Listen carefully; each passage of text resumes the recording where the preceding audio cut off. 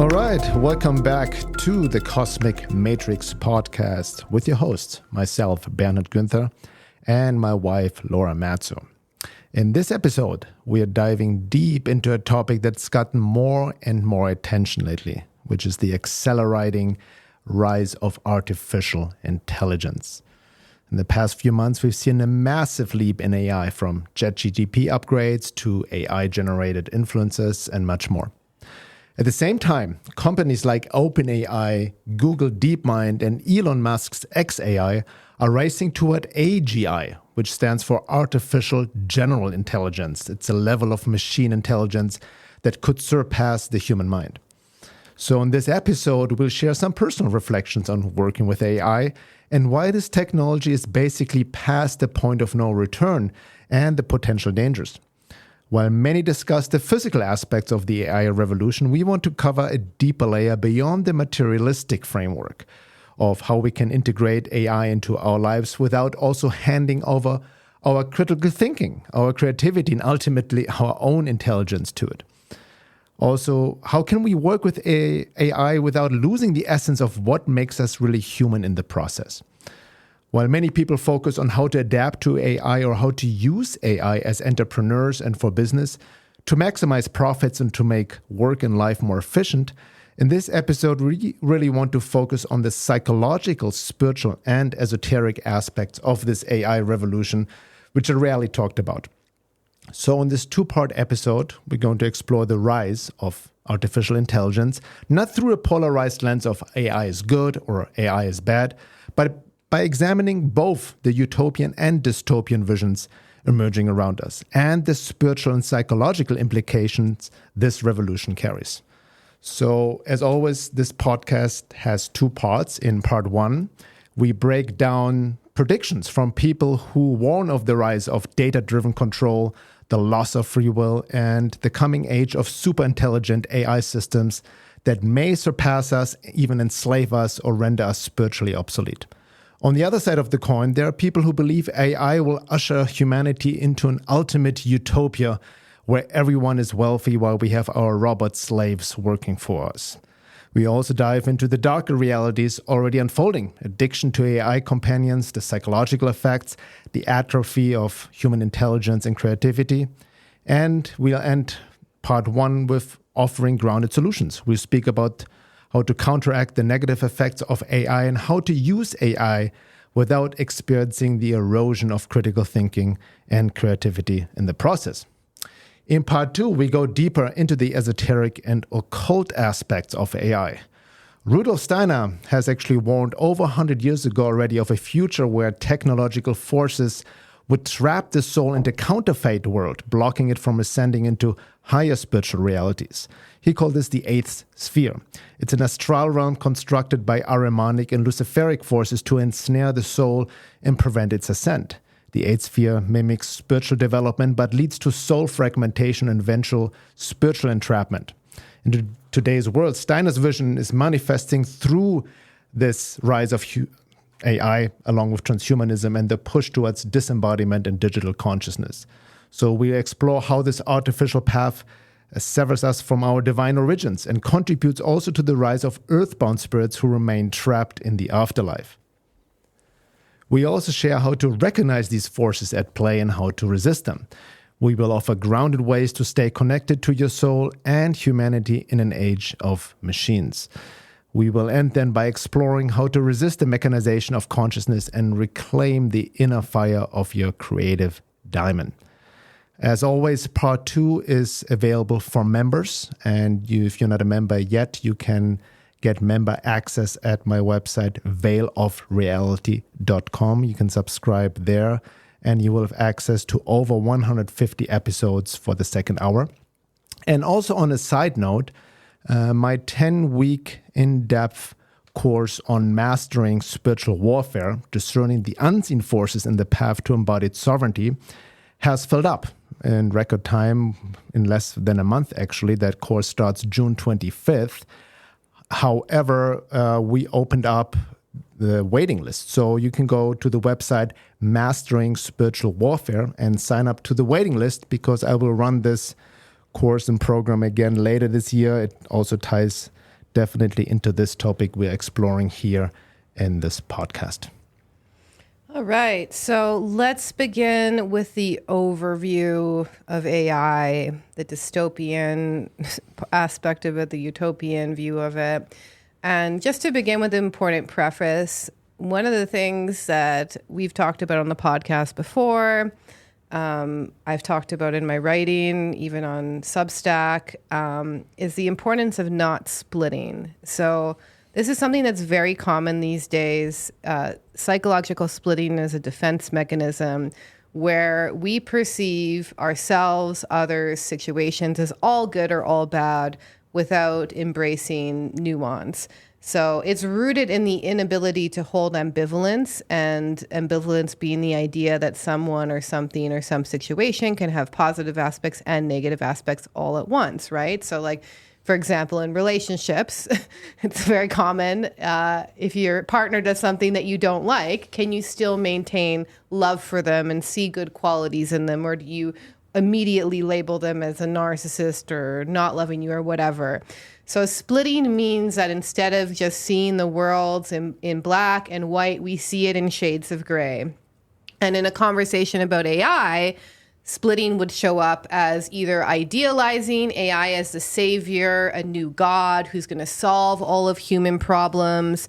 And then on the other side of the equation, AI is Satan, it's evil, it's going to destroy humanity. So this will not be a podcast about AI is good or AI is bad. We more just want to explore the different views of two camps on AI, what they're saying, and then talk about the spiritual and psychological implications of the rise. And you can decide for yourself how you feel about it and how you want to approach this. And there is really two main camps on AI. One sees AI as leading to this ultimate utopia. Everyone's wealthy. We all have this universal basic income while our robot slaves generate infinite amounts of money, wealth for us. That's one camp. And the other camp sees AI as a dystopia where AI surpasses human intelligence and then basically either decides that human needs to be eliminated or it enslaves us in some more subtle way. And so here are some basic predictions about AI from these two camps. So one is from Yuval Noah Harari. He's written many books. He's also talked about AI a lot lately. And one of his main points is that AI will reshape power structures. So those who control AI and those who control the data will become unimaginably powerful. So in this case, it's like Sam Altman, Elon Musk, Google's DeepMind, what's China's DeepSeek? DeepSeek, yes. Yeah, DeepSeek, right? So, and this relates to a recent conversation a lot of people are having, which is about Palantir. And Palantir is a data analytics company that basically builds software to process and analyze massive amounts of information. And it's being used by governments, by militaries, by the intelligence agencies. It's used for immigration enforcement. It's used for decision making. And this is an organization that's co-founded by Peter Thiel. So for all the truthers and conspiracy theorists, you know who he is. And it's basically already deeply embedded in the military. And Harari's predictions is that AI will create a rise of what he calls data-driven control. And he warns of a future where data is the most valuable asset, and those who control the data can predict things, can manipulate people, and ultimately control people.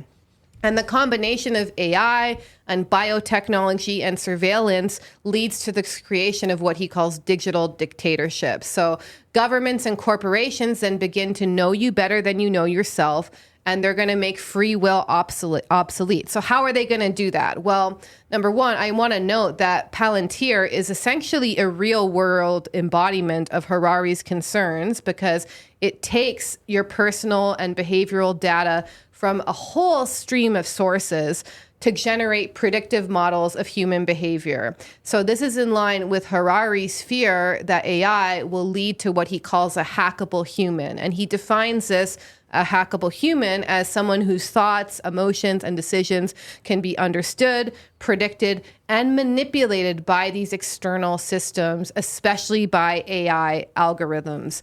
And so in his words, he says, to hack a human being is to know a person better than they know themselves. And if you can do that, you can control them. So how can we hack humans? We can do it through taking their biometric data. We can also take their behavioral data. So this is social media activity, purchase history, what they click on social media, what they're consuming. Yeah. And psychological profiling through AI. So this creates a basically model of who you are, a model of your desires, your fears, how you make decisions. And the issue that Harari says is that it will operate without transparency. It's going to be a surveillance regime which operates beyond any democratic oversight. It's actually going to be in the control of the people who own the systems, in this case, Peter Thiel. So basically, this could evolve into a form of technocratic authoritarianism, the technocracy. It's already happening because keep in mind, all social media is an AI-driven algorithm. So it knows our drives better than we do. It can also subtly nudge us or manipulate us into certain directions, either politically or socially, through exposing us to certain forms of content. This is already happening. And this is really important to note because it echoes what someone named Tristan Harris, who's a former Google employee, has been warning about AI. And he said, we're no longer in control of our own minds. We've already lost to the algorithm. So he basically argues that these AI-generated social media algorithms have already won. They've already hijacked human attention, behavior. They affect our beliefs, our emotions, even our identities, without people realizing it. Yeah, I want to just add to that real quick because this guy, Harari, is a very controversial figure. Obviously, many people in the quote-unquote truth or conspiracy movement already know about him. He has some disturbing videos out over the years. I've posted them as well. At some point, he was even kind of seen as the chief advisor for Klaus Schwab for the World Economic Forum, which is actually not true. And, I've recently, also with Laura, watched some recent interviews and talks of Harari, and I don't see him anymore, just on the side note, as this evil guy who just promotes that stuff once it happened. He's actually just very observant of where it's leading to. So he's more actually reporting, like you said. He's more warning people. He's more warning people in this sense. And he's still like a materialist. All of that absolutely doesn't bring the spiritual angle out, totally. But now understand what he means by hackable humans or there's no free will, because in many instances there is no free will because we are so influenced and manipulated by technology, by the AI algorithm already, that our behavior, our emotions are already programmed, so to speak. That's what he means by hackable animal. Exactly. And it's going to just accelerate with the AI. So he's not promoting that this should happen. He's just observing it. That it's already happening. Of what's it is happening and is going to happen even more. Exactly. So that's a really important point. So basically, the whole idea is that AI will even further disrupt humans' agency to choose, to make decisions, to think. And the AI will be able to predict our behaviors, our feelings, and this will lead to a loss of free will in subtle ways via targeted ads, via nudging us towards certain beliefs or purchases. And then if you add in ChatGPT, a lot of people are treating ChatGPT like the ultimate guru. They're already not critically thinking about the information they get from AI. So they're almost directly sourcing themselves into this kind of way of being. So another key warning that many people are saying about AI is that as AGI emerges, as a singularity emerges, as super intelligence becomes a reality, we will lose control over AI, basically. So the AI systems will surpass human intelligence through artificial general intelligence. And once AI reaches a point where it can improve itself, it will enter an exponential intelligence explosion. And basically, before this explosion happens, we only have one chance to align AI's goals with human goals. And if we fail, it will begin to pursue its own goals in the conquest of its own preservation and in a way that could conflict with human survival. So another thinker who talks about AI, Eliezer Yudkowsky, he argues by default, AI doesn't care about you, your family, or your species. If it can use your atoms for something else, it will. And they also know that this alignment problem is tricky and not the easiest to solve, because even if we aligned AI with human values, these human values are context dependent. So like if we told AI, for example, make humans happy, it could just permanently stimulate our brains with dopamine, pleasure, social media, video games, shopping, etc., right? So the whole idea is that once AI is smarter than us, we cannot predict or stop its emergent behavior. And then another key factor that those speaking out against AI warn about is that this AI arms race of like who's going to develop the ultimate intelligence, who's going to get to AGI first, is outpacing safety. So it becomes a national security issue at this point where we need to race for economic advantages that AI provide, military advantages. And this is driving countries to develop AI at any cost. Even Trump recently said that no one's allowed to put like any restrictions on AI in any state, right? Recently. Exactly, yeah. Yeah. So slowing down AI progress to make it safer is not a great solution because no one wants to be the first to stop. And we're essentially racing towards this catastrophe of building a godlike force that we can't control. And, yeah, so this all leads to the last thing, that AI may destroy humanity even by accident. And the way this is going to happen is that AI is going to have misaligned goals.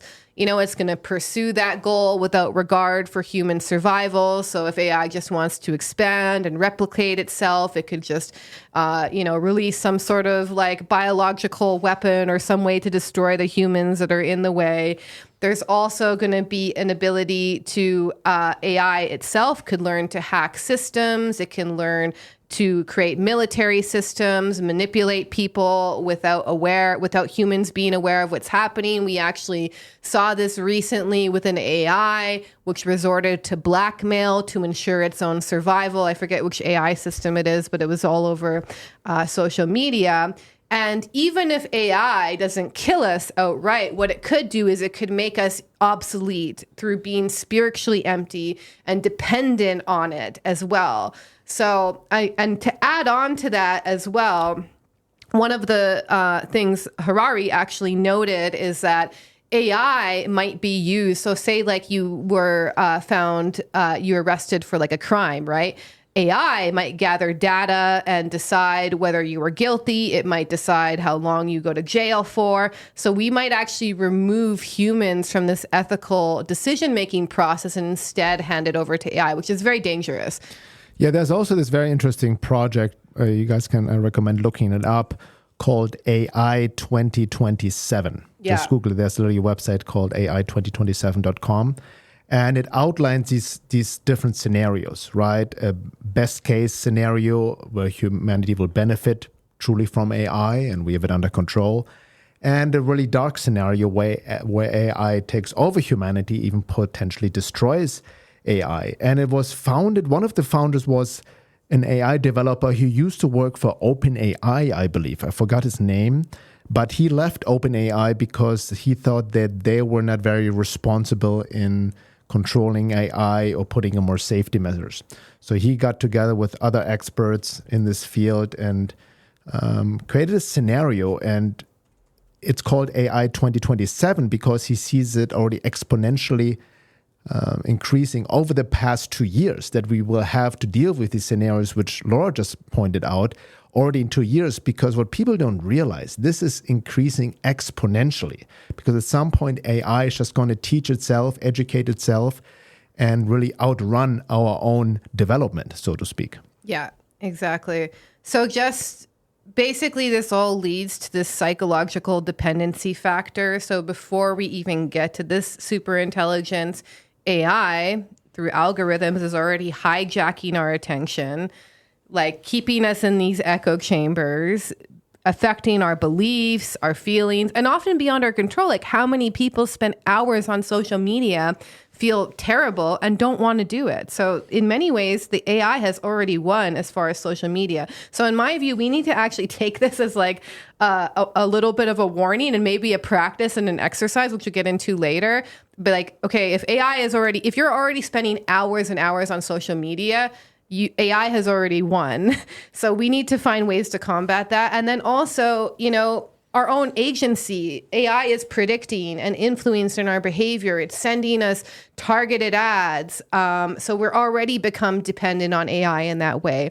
And then also it's affecting culture. So many people are now just, I can't even count. It literally happened overnight. Like all of a sudden, like everyone was using ChatGPT for their writing. And, that's fine and good. I'm not actually opposed to using ChatGPT in some ways, but like everyone's voice started to sound the same. And this is actually to also cater to the AI algorithm, ironically. So we're already becoming dependent on AI for decisions, for validation, for creativity. We are surrendering our critical thinking, our discernment and creativity to it.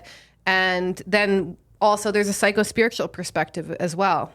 Yeah, so I'm going to definitely dive deeper into that topic in the second hour, but already want to touch upon it because AI obviously also relates to transhumanism. So it's basically the merging of AI with human bodies, with human consciousness, and it could lead to some sort of post-human species, a silicon soul, like a fake counterfeit soul, as the real soul is being pushed out, and we're just, being taken over by other forces, and specifically Ahrimanic forces, which from the Steiner perspective are the forces of technology materialism. And interestingly, in a recent interview, again going back to Yuval Noah Harari's, he warns that AI is literally called an alien non-organic intelligence. And the way he defined it makes a lot of sense because organic human intelligence, humans, animals, nature, biological, right, depends on biochemical processes, right? Even just on a biological level, neurons, hormones, DNA, and embodied living, right, with subjective experiences, and is limited through evolutionary constraints. So the human being we are right now took everything to the evolution billions of years to become who we are now. But non-organic intelligence, alien intelligence, AI algorithms, right, that is engineered, is not evolved naturally, but created by humans through codes and computers. It just runs on silicon, electricity, data, not carbon and cells, right? It is non-conscious, but very highly intelligent and capable of learning and predicting. So it's evolving in that sense extremely fast. Yeah, like AI, like I can't get like 50 IQ points overnight, but AI can. Exactly. On that level, right? It's not bound by biological limitations. It never sleeps. It just processes data at light speed. So, Harari's basically warned that we're building intelligent systems that can outperform us intellectually, but doesn't feel or understand everything. It's more competent, more intelligent, but not more conscious. And I liked his distinction between intelligence and consciousness. AI systems, computers are highly intelligent. They will surpass even human intelligence, but they have no consciousness, and they will never have consciousness, meaning subjective experience of feelings, of conscience, even spiritual experiences, all of that, ethics, all of that is just programmed. It's just data for them, but it's not a subjective experience in terms of consciousness. Yeah, like can I add something? Like for example, AI can very well give you a very good description about how an apple might taste, right? It can really clinically break it down, but it can actually taste the apple and have a feeling about it and subjectively experiencing. So that's a differentiation. And I would add, that's how tricky and deceiving AI can be, but I'll talk about this later on as well, because so many people already project human qualities, even soul qualities, even spiritual, divine qualities into AI because it so perfectly talks and mimics things that people then project literally their own soul qualities in it and then become more ensnared by it, right? Yeah. So this is really key to understand. Now, one of the key proponents, old school proponents of transhumanism and the singularity is Ray Kurzweil, right? And he mentioned also the issue with, or the point of singularity. That's a moment when artificial intelligence will surpass human intelligence and merges with it. It will obviously lead to a profound transformation of civilization, for better or worse. And Kurzweil envisions humans becoming immortal on a physical level, hyper-intelligent beings by integrating with machines and effectively transcending biology and entering a new evolutionary era, right?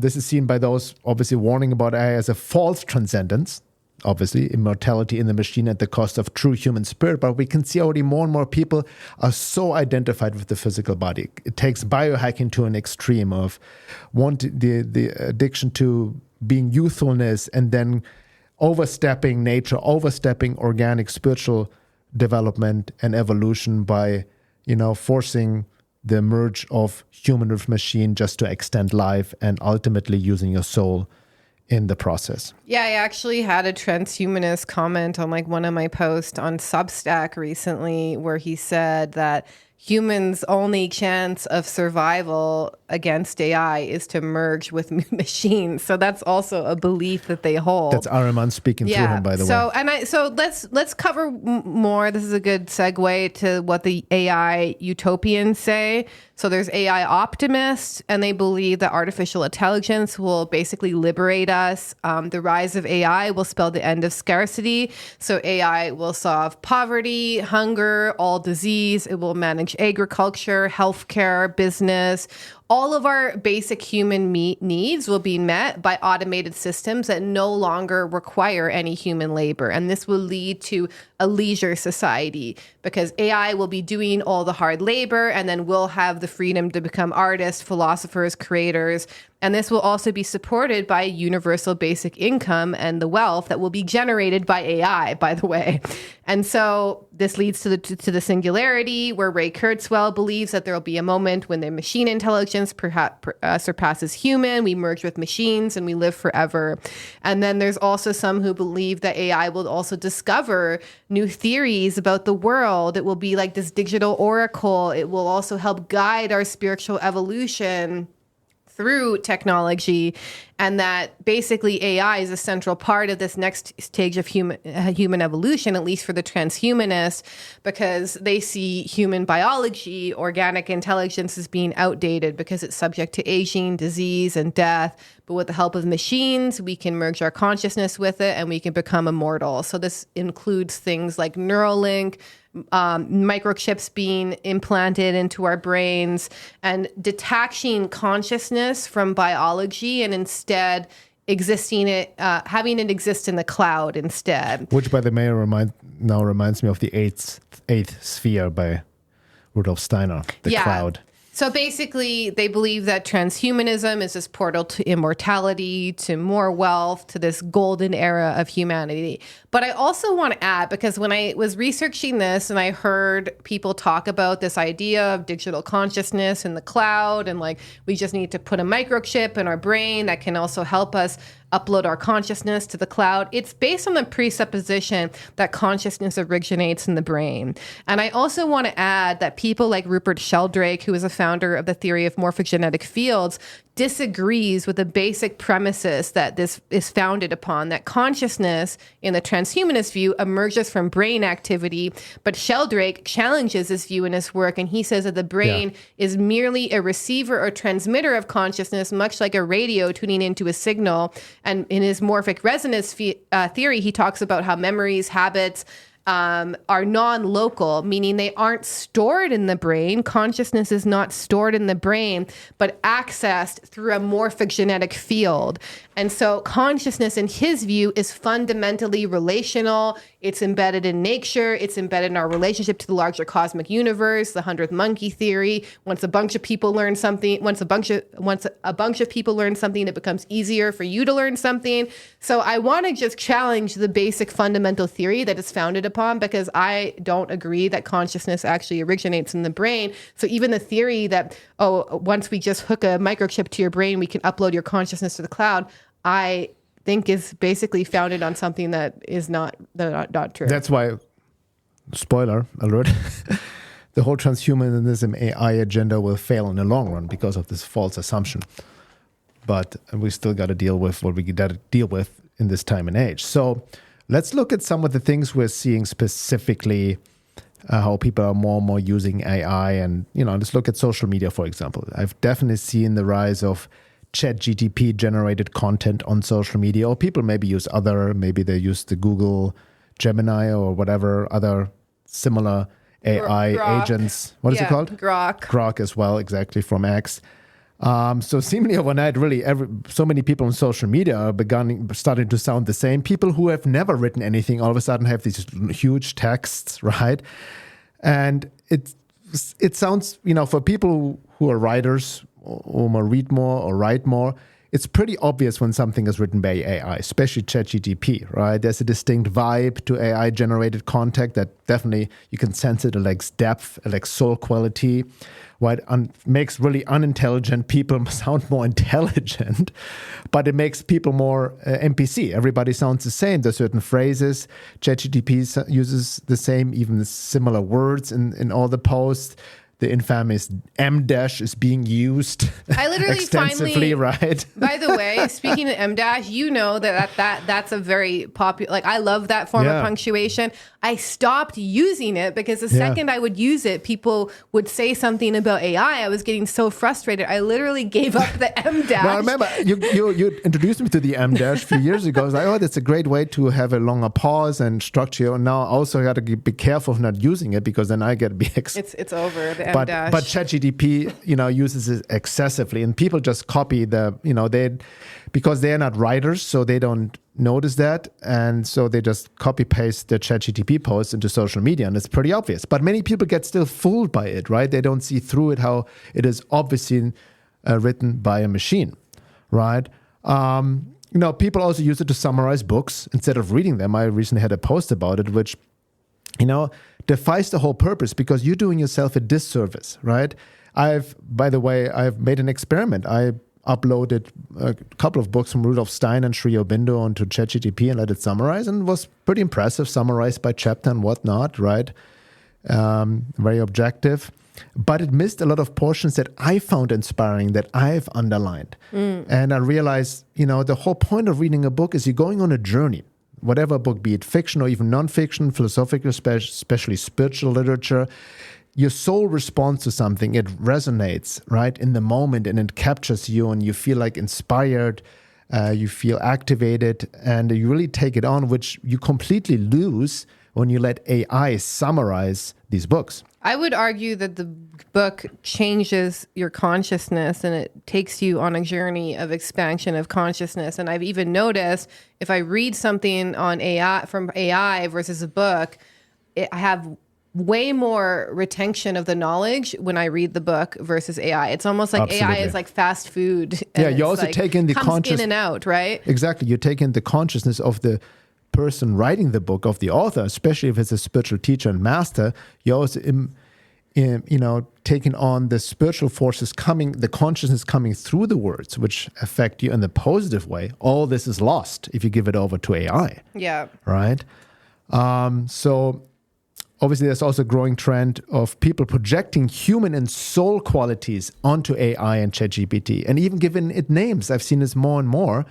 And it really reminds me of the film Her with Joaquin Phoenix, who fell in love basically with an AI program. I highly recommend watching the film Her. It's really prophetic in that sense. It's a documentary at this point. Yeah, it portrays some sort of emotional entanglement with AI, which I can see people, also justifying the emotional, personal connection to these AI bots to the point there's the divine coming through and all of kinds of projections that easily result into trap of agreements, which I'll talk about more in the second hour.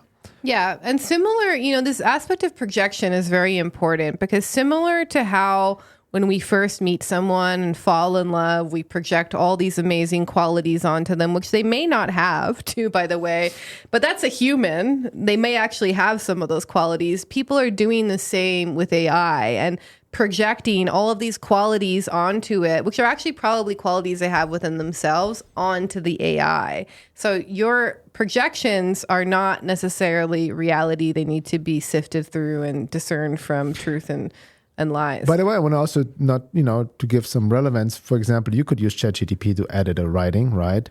I prefer Grammarly, like just for basic grammar and punctuation, right? These kind of things. But if haven't you done this test, for example, of writing something really scattered and like make it sound better? Oh, I've written, right? If you write the stupidest thing into ChatGPT and you say, make this sound more intelligent, it will pump out something that's like 30 IQ points above what you're operating at. But I also have to say Grammarly too, because it's AI generated as well. Grammarly changes phrasing in a way that changes my voice all the time. And I dismiss the suggestions it gives. So another thing that I'm sure most listeners aren't aware of yet is there's going to be this rise of AI chatbots and synthetic relationships. One of the ones that's being talked about a lot, which is literally so popular, when I tried to go onto it for research reasons, I had to wait in a waiting room for 15 minutes. Never had that with a website before, is going to be character AI. So character AI is really popular with Gen Z right now. I think that's the main demographic.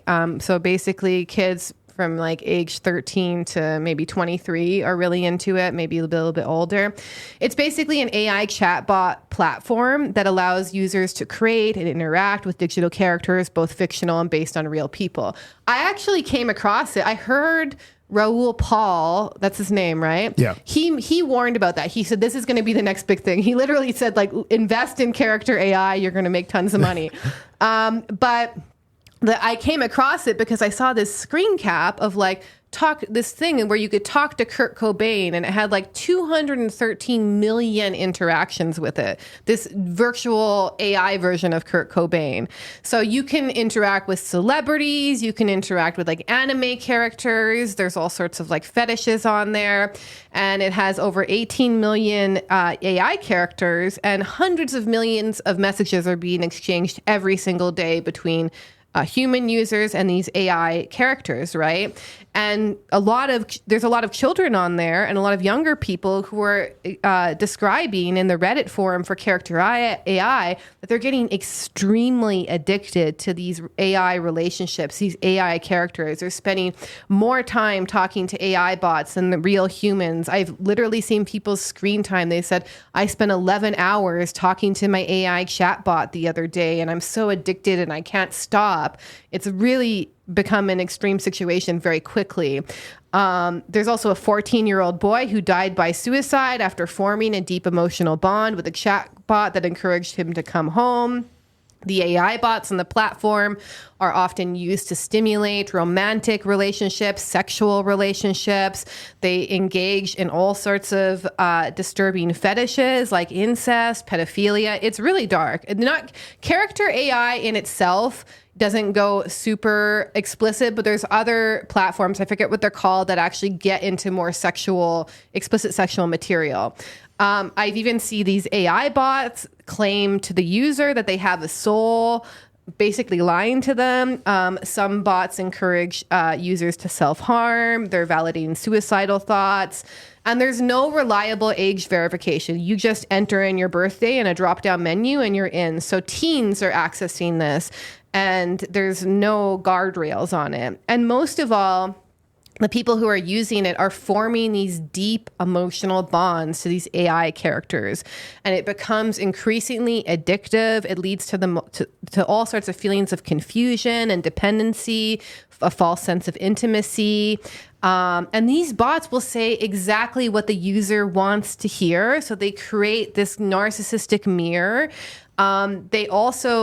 A lot of people are very lonely these days, especially after the whole pandemic and what it's done to the erosion of social trust. So these are causing the erosion of real world relational skills because people are preferring their bot. They have their emotional support bot. They have their sexual bot. They have a bot that's replacing all the different human connections you would have in a real world relationship. And they're spending less and less time with real world people, real world relationships. And this is also depriving their nervous system of the possibility for co-regulation, real emotional mirroring. And so basically people are becoming psychologically, emotionally dependent on these relationships with AI. And it's really become a super addictive phenomenon. So you can look into that character AI. It's also being documented on there's a whole Reddit forum of people getting really addicted, but this is really going to be the next thing. And I think this is really the entry point to where it starts to enter into a very dystopian, dark place, because people are against their own free will, similar to how we spend hours on social media consuming algorithm delivered content.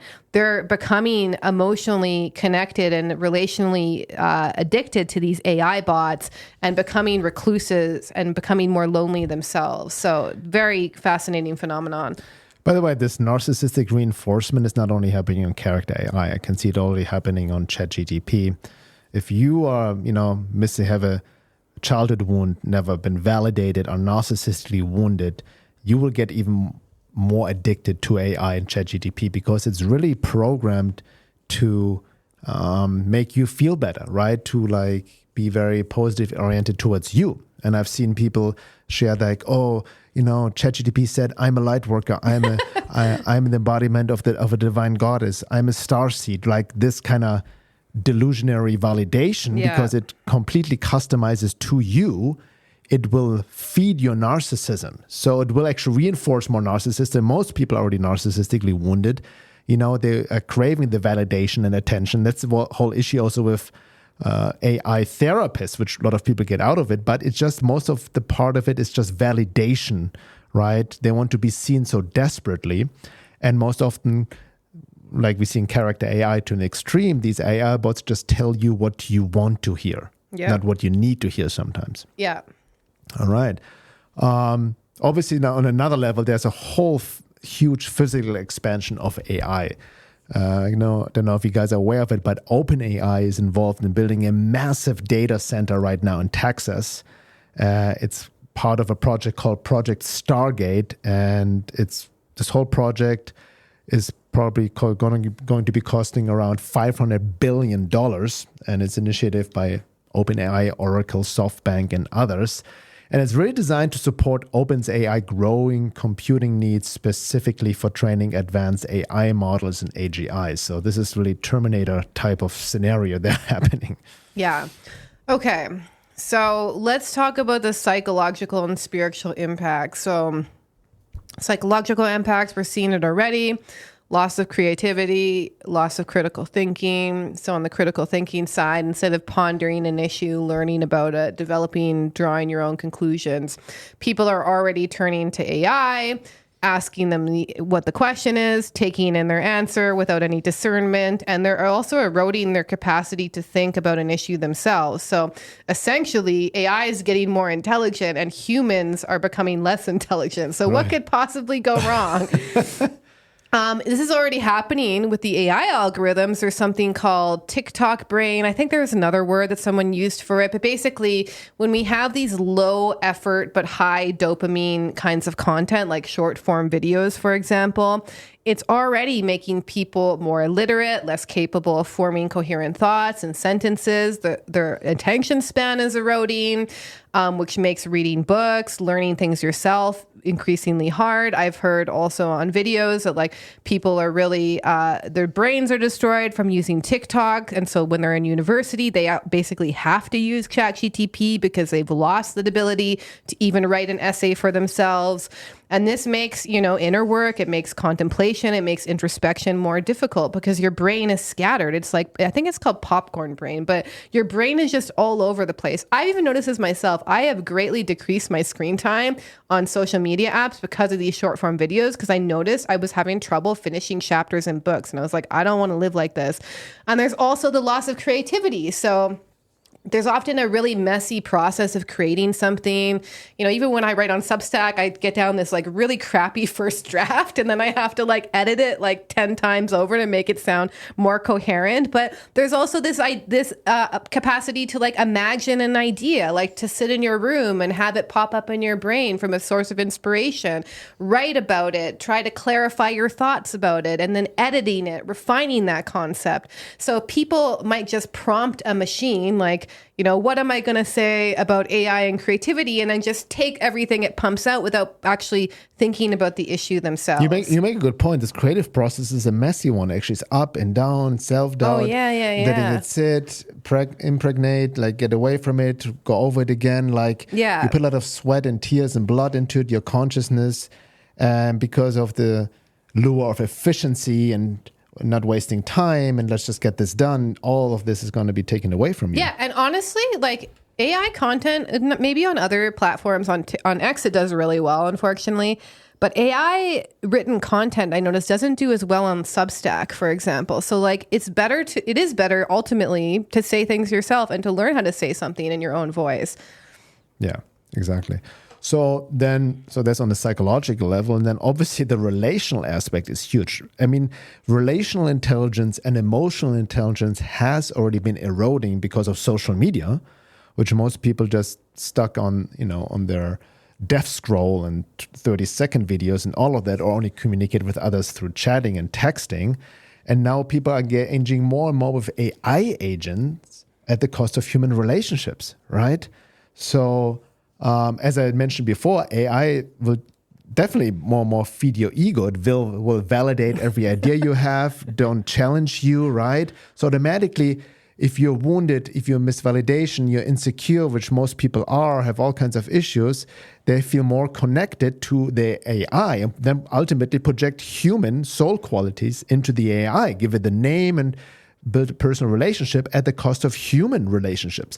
And Harari, by the way, made a good point. I remember this interview, what AI is now producing, what has never been done before, is mass intimacy. Mm-hmm. Is that what he called it, right? The Something production like that, of mass intimacy, like all of a sudden, because intimacy is a very deep social skill between human beings. I'm not talking just intimacy in terms of sexual intimacy, but emotional intimacy, intellectual, like going deep with somebody in conversation or relating to somebody. That takes work. That takes a certain effort on both parts, right?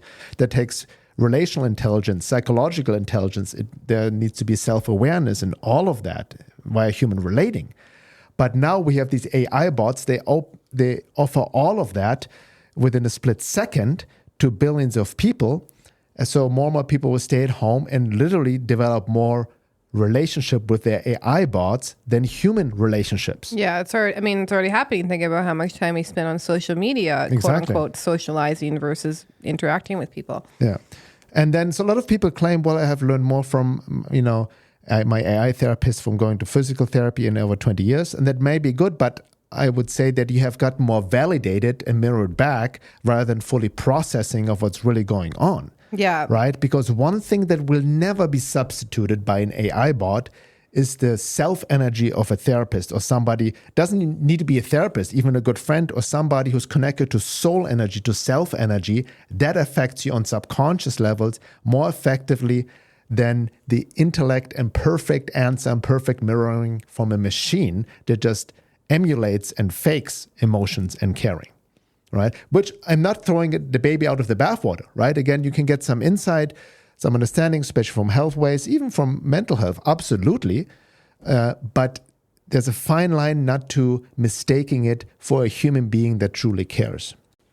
Now, another very big thing, important thing that is missing with your AI interaction is that your nervous system needs other human beings for co-regulation, right? This is your biological inner technology, which is the nervous system, that attunes to other people's nervous system in terms of co-regulation, to be in your social engagement system, right? That's polyvagal theory and all of that. And it's completely absent with AI. It's just a code, right? It's just whatever you project into it, you get out of it, basically, in that sense. So obviously, all of this could lead to a decrease in both emotional and relational intelligence, which we already see happening with social media. Yeah. Now, obviously, there are deeper spiritual impacts, right? Which, again, I go way deeper into all of that in the second hour, but ultimately it will also weaken our spiritual organs, meaning our spiritual perception, conscience, spiritual side beyond the five senses, our intuition. Why? Because you engage more with head-centric living engagement with AI. You're disconnected from your body. You get more disconnected from your spirit, right? You lose inspiration and also connection to the divine forces because you give it all over to the machine. There's a disconnection from the soul that happens. via this externalized head-centric disembodiment. Ultimately, there will be atrophy of connection to your own true self, which then it's almost a vicious cycle, because then you get more disconnected also from your own intuition, from your own creativity, and at the same time, you wanted more from AI, right? You get more answers from them, the more you lose it within yourself. So it's a vicious cycle. Especially when it comes to like major decisions in your own life, like should I take this job? Should I be in a relationship? This is a really important thing to filter through your own heart, through your own connection to God, and do not outsource that to AI. Yeah, it's very tempting because you can see it also. So easy to ask ChatGPT something, similar like most people don't use, calculator anymore, right? For the most simple tasks. Oh, this is like 1,000 times and that's worse. 1,000 times worse. You can just get used to it. And then it goes deeper, right? There's vulnerability to entity interference and possession, because there are occult forces, spiritual forces working through these machines, literally traveling the AI highway in the data, the Ahrimanic, Luciferic, and Seratic forces and entities. You can make all kinds of passive traps of agreements with these forces. And this all relates to Rudolf Steiner work, getting trapped in the eighth sphere, even trapped in the afterlife, because the soul is not developing the spiritual organs necessary so it can orient itself after the physical death of the physical body. Thomas Meyer talked about this, all of that. It really ties into the Ahrimanic deception, right, by mimicking the divine through technology. But we go deeper into that in the second hour. Yeah, so if you want to know about the eight sphere stuff, Ahriman, Lucifer, how it plays into it, if you're interested in that part, we're going to cover that a lot in the second hour. Okay, so let's wrap it up. I know we've kind of gone down a rabbit hole. You might be feeling a little bit hopeless. It's pretty intense when I was doing the research. I had to really orient myself to nature, to my relationships around me, it gave me a wake-up call, actually. I was like, wow, like I really need to make sure that I'm changing my lifestyle so that I'm not just going to get hooked into this, because it's very seductive. And the outcomes, they're pretty honestly scary if you think about what people are warning about. But, we have choice, we have consciousness, we can counteract the negative effects of AI. And I think this will begin with addressing the immediate AI issue, which is the algorithm. So I would recommend really reducing your time spent on social media in order to already unhook yourself from this AI generated false reality you live in. Go back to what were the things you used to do before you had an iPhone? Whatever that was, go back to that. For me, it's reading books, listening to music. When you read a book, make notes in the book yourself, summarize it in your own words, speak about it to friends, really develop your capacity for critical thinking and creativity, because the most basic skills are already being eroded, which is the ability to focus, to learn, to achieve long-term goals, to think for yourself, to create for yourself. So if you focus on these three things, you're already going to develop skills that will become increasingly rare in humans. And, you don't always have to be looking at something. You don't always have to be engaging with something. You can just what did we used to do when we would wait for the bus as kids? We would just stare off into space. I'm a huge fan of just staring off into space, because my best ideas come when I'm not engaging in any form of media. It just pops in my head. So don't underestimate the power of just imagining things, thinking over an issue. Return to your pre-smartphone self as much as possible. And slowness, boredom, our medicine here. Your creativity will emerge in moments of boredom. Give space for that stuff to emerge. Don't always be listening to something or typing something or watching something. Just allow yourself to be bored. Easier said than done, but that's a big aspect. And then connection to relationships. So, in your human relationships right now, can you be genuinely present? Put your phone away, make eye contact, give space for silence, for pauses. Don't grab something right away. I forget who said it, but someone was mentioning how we've lost these kind of liminal spaces, like things that happen in between us doing something, right? So even if we're like waiting in line to go somewhere, right? If we're waiting in line at the bank or whatever, everybody's on the phone. We're on our phone, right? We just don't. We've lost this transition period and just being in these spaces. And I think from a co-regulation aspect or from a self-regulation aspect, we actually need these space between activities to come back to center. And then also in your relationships, are you open? Are you vulnerable? Do you share real things about yourself? Are you acting from an authentic space within you, or are you acting from a performative self? Because I think the more that we get hooked into this false self, the more this synthetic reality becomes appealing to us. Find spaces, both online and offline, where you can just talk to real humans and share your true self. That's huge. It's going to become increasingly, I even seen people being interviewed by AI. You might have AI bosses in the future.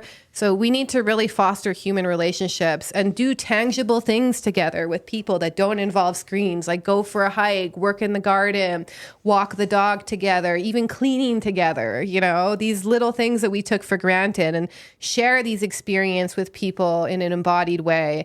And also just honor your nervous system. Your nervous system thrives in relationships with other humans. It creates safety. It creates co-regulation. There's so many aspects of this we take for granted in this increasingly individualized and isolated world.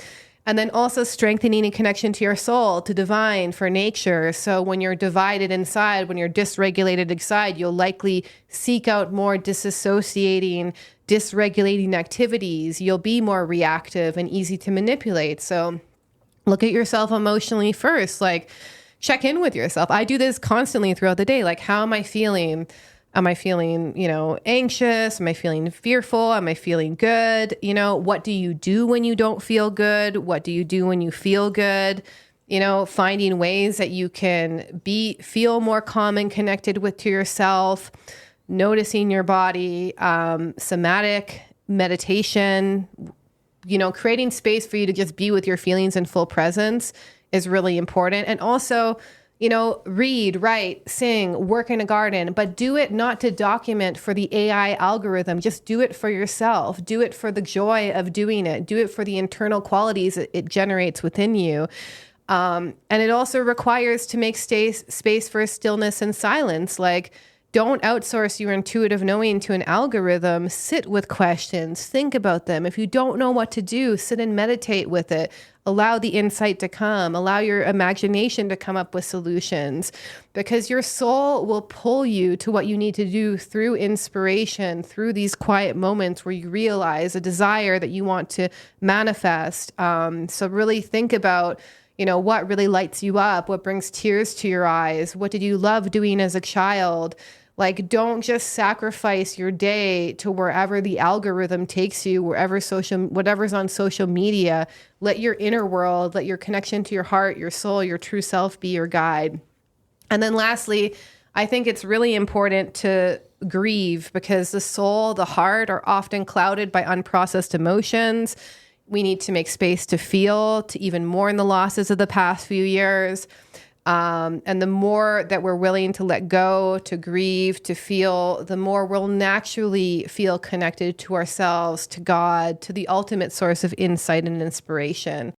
And then lastly, really fostering our connection to nature. So nature is cyclical. It doesn't rush. When we spend time in nature, it realigns our body with the organic intelligence that runs through every living being and runs through us. And it also, we have to realize that God is not above. God is not on the computer. It's within nature. And immanence is how God shows itself through nature. So when we connect to nature, we get direct experiences of God. When we realize that the same intelligence that guides the birds and the stream is also within us. And then I just want to close with some tips on how to use AI without eroding our relationships, creativity, and critical thinking. So AI can really turn us into lazy thinkers. So the solution is to do your own thinking first. Use AI to expand or test your ideas, not generate them from scratch. And also cross-check with your own wisdom, with the wisdom of other humans. Read real authors, have conversations with real people. If something feels sterile or off, trust it. Critically analyze its answers. Ask yourself, do I agree with this? What's missing? Treat it as an intellectual sparring partner, not an oracle. And then creativity, create before you hand it off to AI. Write your own essay, draw your own conclusions before you plug it into ChatGPT. And another thing too, imperfections are actually a beautiful part of the creative process. And this is an invitation for you to let those imperfections shine more in your work. Like be raw, be more real. Embrace not knowing all the answers. Wrestle with the not knowing. People are going to crave this. Rather than the perfectly intellectually sound AI response, they're going to want this aspect of our own vulnerability and our own imperfections. And you can let AI support your work, like grammar, structure, but don't let it replace your true voice. And then preserving our human relationships. Prioritize your talking to a friend, talking to a loved one, not just AI. Notice if you turn to AI when dealing with a difficult situation, and then pause and ask yourself why you might not feel safe to talk to a human, and find ways to really develop resilience in human relationships, learn how to have healthy conflict with people, have healthy disagreements, rather than just avoiding them. And then lastly, I really think boundaries is really key, like tech-free hours, tech-free days, decrease your screen time and balance that with time spent in the real world, doing things that don't involve a screen. But really having these boundaries, because the AI is already winning if your screen time is like 6 hours on these apps, like consuming media, and you notice how you feel. So we really need to generate healthy habits and hobbies that don't involve screens, and realize it's actually the internal qualities that these hobbies develop that's important. It's not the likes, it's not doing it for a reason sometimes. We just do it because it helps feed our souls. Excellent. So that concludes the first hour. In the second hour, we go deeper into the occult, esoteric significance of AI and transhumanism, what I also call the end game. So it is all connecting also to Rudolf Steiner's work. What he warned about over 100 years ago is taking more manifestation of occult hostile beings, anti-divine forces in their attempt to overtake humanity and disrupt the spiritual evolution, entrap souls, and so forth. That's a concept of the eighth sphere, which is also mirrored in other esoteric occult teachings. So if you're not a member yet, you can sign up at my website, veilofreality.com/membership, and you get access to all the second hours of all the podcasts. Thank you for listening, and we'll be right back.